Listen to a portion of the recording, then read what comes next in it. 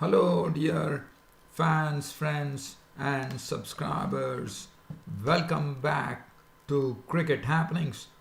And there was one more exciting match that happened today in the first T20 match of the series between Australia and India, where the pendulum kept on swinging and finally it came down to the wire with 14 runs required of the final over from Umesh Yadav for Australia to get victory. And they had the number, I reckon it was number 8 and 9 batsmen. One was Pat Cummins and Jai Richardson. 14 runs required of the final over from Umesh Yadav. And Umesh Yadav definitely needs to really bowl at the death. He's bowling to, I wouldn't say genuine tail-enders, but tail-enders. But Cummins is definitely a good batsman. But one of the balls that he bowled was wide outside the off stump, just smashed for 4.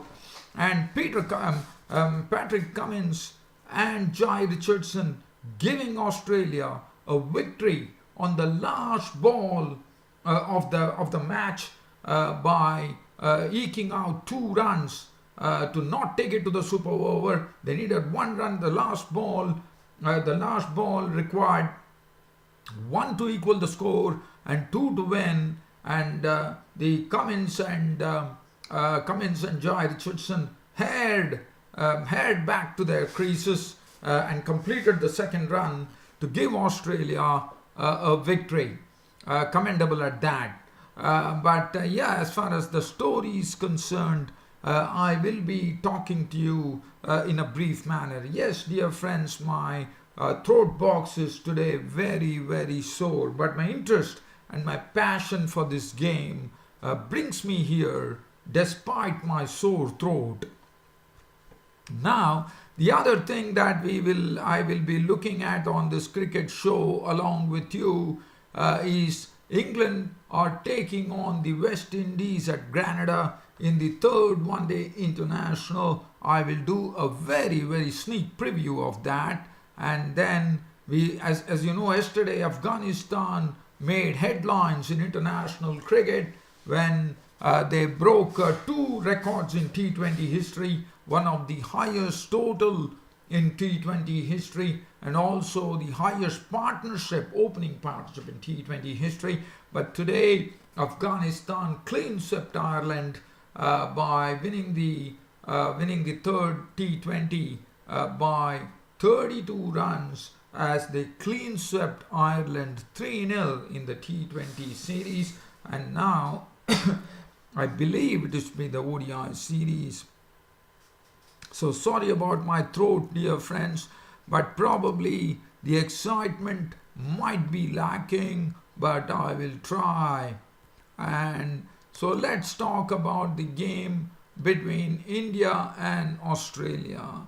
Probably due to my throat, I wouldn't be able to go into every nitty gritty of it, but I can definitely do a brief summary today. So India and Australia were playing their first T20 match. This was played at Visakhapatnam, and Mayank Markande, the Indian leg spinner, making his debut. The leggy who was playing the IPL was given a call, and he was making his T20 debut.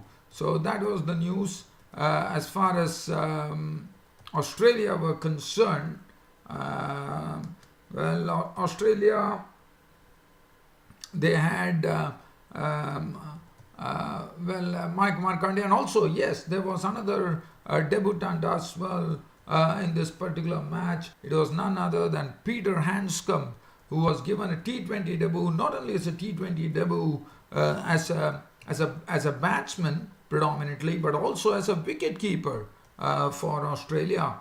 Now we are looking at this game. As I said, I wouldn't be able to go. It was a good start. I mean, if you look at the Indian score, India scored 126 for 7. But the only thing that one would like to talk about here is KL Rahul. Now KL Rahul was searching for form. They decided to rest Shikhar Dhawan today.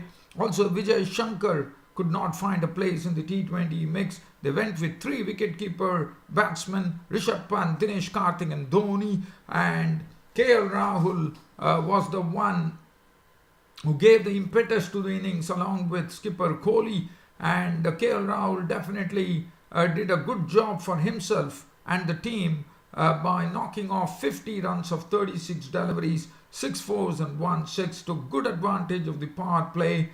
He was nicely belting the ball. So that was some good news for KL Rahul as far as his personal form is concerned. Rohit Sharma could make only 5 runs as he attempted a sort of a cheeky shot of the bowling of Behendorf and was out for 5 of 8 deliveries. But KL Rahul was the highest scorer. Now Virat Kohli was looking in very, very good touch till such time he played across the line to Adam Zampa, the leggy, and Coulter took the wicket. He could not get the elevation right. He was out for 24 of 17, 3 fours. Now, this was the time when India were looking in control. When Virat Kohli and KL Rahul were at the crease, things really looked in complete control for India. They were buzzing along very well. There were 69 in the 8th over and Virat Kohli and KL Rahul were doing a good job for India. But after that, the Indian innings totally went pear-shaped as wickets started falling. Rishabh Pant advanced down the wicket trying to slam the bowler, and Behendorf came up with a fantastic piece of fielding by stopping the ball, which probably Rishabh Pant didn't expect, because Rishabh Pant was down the wicket and he slammed the ball through the offside. But a splendid piece of fielding from Jason Behendorf, who took the ball and threw it out, and Rishabh Pant could not actually come back to the crease, as definitely it was turned down by the other end. I think it was KL Rahul at the other end. I have to see that. I will tell you that. I think it was KL Rahul. So Rishabh Pant was out a magnificent piece of fielding for 3.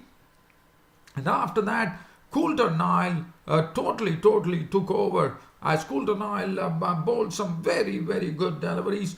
He was not bowling balls of any drivable length. He was not bowling any short balls for the batsman to pull. And suddenly, the Australians were really tightening up the screws on the Indians after the dismissal of Kohli and Rahul. And then India were finding it very difficult as they started losing wickets in spades, one could say. As first the wicket to go was Dinesh Karthik.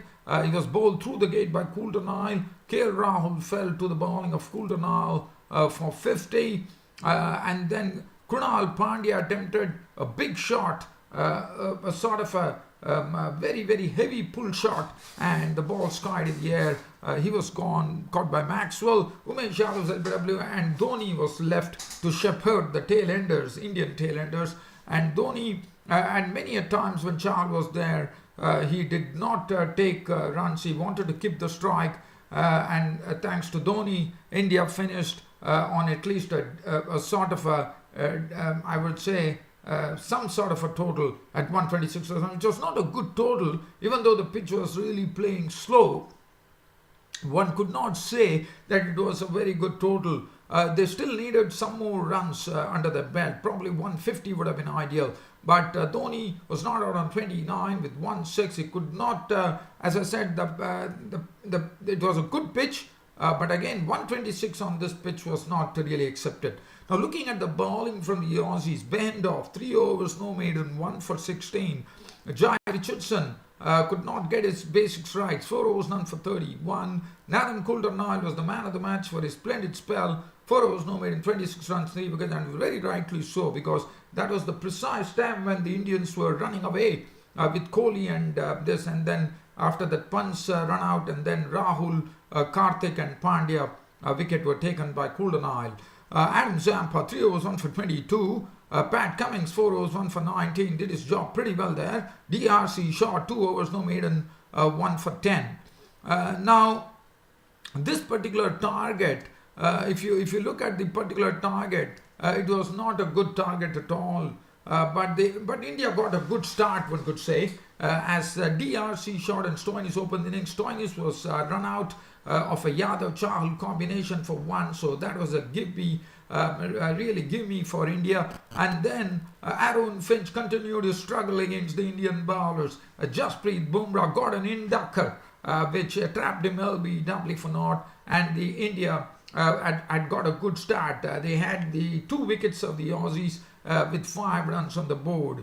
Now DRC shot was joined in by Maxwell, and that is what precisely the Aussies needed. They needed an injection over there. India, in fact, Virat Kohli knew that DRC shot is someone who struggles with spin, and he brought Yuzvendra Chahal immediately onto the attack in the second over itself.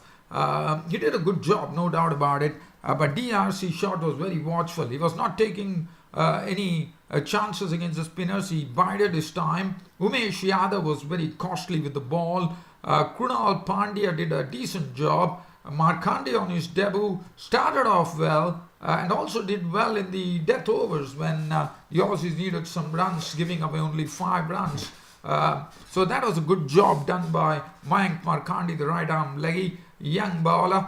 And then Glenn Maxwell turned it on for the Aussies with a very, very aggressive innings of 56 of 43 deliveries, 6 fours and 2 sixes, and it looked like the Aussies were just going to breeze along and go and actually win this particular match. But suddenly things started happening for India. Yuzvendra Chahal threw up a wide leg break for Glenn Maxwell, and Glenn Maxwell has always been a sort of a victim to this, and Glenn Maxwell fell to the bait as he could not get it right, and Rahul took the catch, and Maxwell was walking after making 56 of 43, 6 fours and 2 sixes. It was a good knock as DRC shot, who was definitely trying to see to it that he stays at the crease. He was contributing well. He was joined in by Peter Hanscom, who was actually making his debut. Now this was interesting. Now this was the point where the Aussies started struggling, as DRC shot was run out. So now suddenly the pressure started coming on the Aussies. Now this was a terrible mix-up which happened between a DRC shot and Peter Hanscom. The ball was actually clipped to the fine leg, and there was definitely 2 runs on offer. A shot, and in fact this was Hanscom who actually called him initially, then turned his back towards him. And there happened to be a lot of hesitation in between, and it really resulted in the 2 players being mid-pitch, and it was a terrible mix-up, and that was the end of DRC shot. As the innings was nipped in the bud as he was run out for 37. Pandya relaying the ball into Dhoni, 37 of as many balls with 5 fours. Now this was the time when the score ran 101 for 4 in the 16th over, but still have nothing to worry. They still had some batsmen to come in the form of Alan Turner, but Alan Turner, probably his first trip to India after doing so well in the Big Bash League, could not get it right. Alan Turner trying to sweep a delivery from Pandya, and he was a goner for naught. So the pressure started building up. The score read 102 for 5 in the 17th over. Nathan Coulter-Nile walked in to join Hanscom, and the pressure started building. 102 for 5 at that stage when Turner was out, and with the score on 113, and this was the over which was an over which was superbly bowled by Jasprit Bumrah. Markandeya had bowled the 18th over for 5 runs, and Bumrah bowled a splendid penultimate over when the Aussies were requiring a lot of runs. Probably 16 runs were required in the last 2 overs for the Aussies, and Jasprit Bumrah was absolutely on the money. That is why Bumrah is a great bowler. He kept plugging on. He did not give any balls to hit for either Hanscom on Nathan Coulter-Nile. The pressure started building, and that pressure really got into Hanscom. As Hanscom attempted a huge heave of the ball in Bumrah. In fact, Bumrah saw him that he was just taking a forward step, and what Bumrah did smartly, he bounced it. He actually got a short delivery on the middle stump, and all that Hanscom could do on his T20 debut was edge it, and Dhoni, as a keeper, with such a cool mind, just settled under the ball and took a good catch. And Hanscom was gone, caught Dhoni, bowled Bumrah for 13, and the pressure started building. Nathan Coulter-Nile could not lay back to ball, and in the final delivery, with the fifth delivery of the 19th over, Nathan Coulter-Nile got an Yorker which was absolutely, I would say, aimed at the base of the stumps, and he hit it. Nathan Coulter-Nile missed and Bumrah hit. Gone. Nathan Coulter-Nile bowled Bumrah for 4, and the score at 113 for 7, as now India were absolutely a cock-a-hoop here. The Indian fans were going berserk here with 14 runs required of the final over. Cummins and Richardson were at the crease. So basically there was a number 8 and number 9 Aussie tailenders, and Cummins definitely know that he had done well against India. Now 14 runs to get, Jai Richardson at the crease, but Umesh Yadav, the onus was on Umesh Yadav to actually go and do his bit. So Umesh Yadav, unfortunately, one has to say, with 14 runs required, bowling to the tailenders, Umesh Yadav could not do what India would have expected of him. Now this was the problem for India. Jai Richardson and Cummins at the crease, and let's have a look at the final over as to what happened. Now Umesh Yadav, 14 runs to get of the final over. Yadav first ball to Cummins, that was 1 run. Mahendra Singh Dhoni was the one who was really setting the field. Probably Kohli had ceded the control to Mahendra Singh Dhoni, who we all know that what a experienced cricketer is, and what a brainy cricketer is, and that's what he precisely did. But Yadav bowled the second ball to Jai Richardson, and it was a wonderful shot from Jai Richardson. Actually sent the ball scudding to the fence. There was an air of silence at the Visakhapatnam Stadium, and then now the equation was 9 runs to win. As the third delivery was coming up, Richardson got a Yorker, squeezed it, and they scampered for 2 runs. That was very good running between the wickets by both these players, Richardson and Cummins. And the fourth delivery was not a good ball. It was a full toss on the stumps, and Richardson put it to long on and turned it, and he went for a single. Now it brought Cummins on to strike. This was very, very interesting because now the equation was basically they required another 6 runs to get, and it was very imperative that either a 6 or a 4 had to be hit. And look at what happened. Now this was a ball, I thought Yadav had done a good job. Not a good job, but definitely he was trying his bit.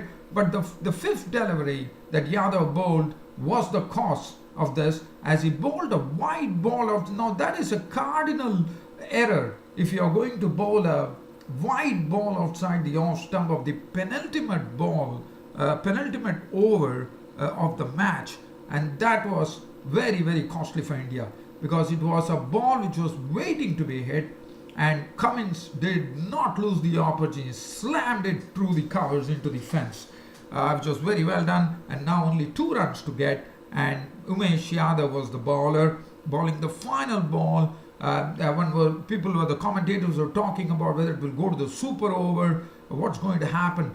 But Cummins got a ball on the middle stump, pushed it past the bowler, and because the field was really set deep, just before the other person, the fielder could come and actually gather the ball and relay it. It was all over.